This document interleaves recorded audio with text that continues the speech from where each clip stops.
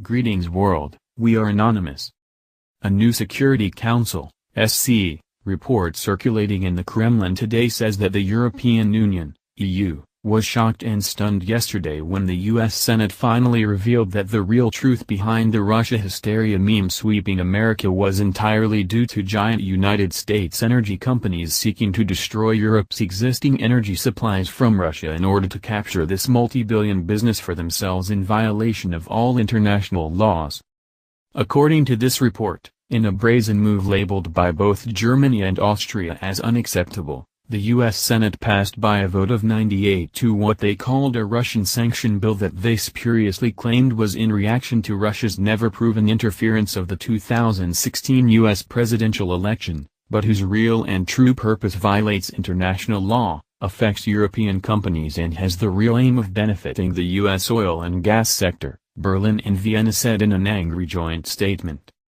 Having nothing whatsoever to do with Russia's supposed intervention in the U.S. election, this report continues, this U.S. Senate Russian sanction bill is, instead, nothing more than an instrument of economic warfare designed to destroy the European Union's existing energy security with Russia in order to supplant it with those of American gas companies, and to which Germany and Austria, speaking for the entire EU, slammed by stating, English. Europe's energy supply is a matter for Europe, and not the United States of America. We cannot accept threatening European companies that contribute to the development of the European energy supply system, with extraterritorial sanctions that violate the international law. Sanctions as a political instrument should not be linked to economic interests that threaten German, Austrian and other European enterprises, which take part in the gas supply projects such as the Nord Stream 2 together with Russia or finance them, with penalties on the U.S. market would add an absolutely new and highly negative aspect in relations between the U.S. and Europe. The statement went on to say that Washington's intention to impose new sanctions against Russia is guided not by some political or humanitarian reasons but rather by economic interest. This issue is all about the sales of the U.S. condensed gas to Europe, and pressing the Russian energy supply companies from the European market. The actual goal of such sanctions is to provide jobs for the U.S. gas and oil industry.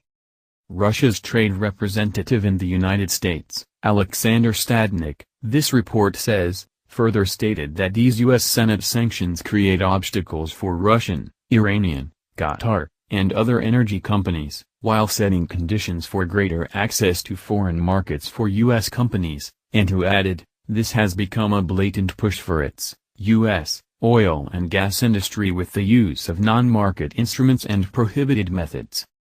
Important to note about this issue, this report explains, is that due to what is called hydraulic fracturing, the United States has overwhelmed its domestic capacity to store the natural gas it's now producing, and in order to sell what they are overproducing, they have begun a process to destroy Russia's long-standing international agreements with the EU that supplies them with cheap energy supplies.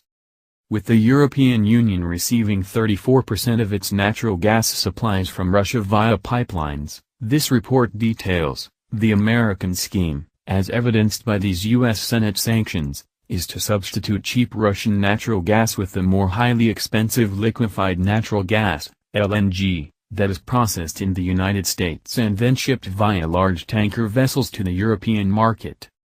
The only American company currently creating LNG for the European market, this report says, is the Houston, Texas, energy giant Cheniere Energy, who aside from flooding the coffers of U.S. lawmakers with bribes, called donations, Link, last week completed the first shipment to Europe of liquefied natural gas in American history.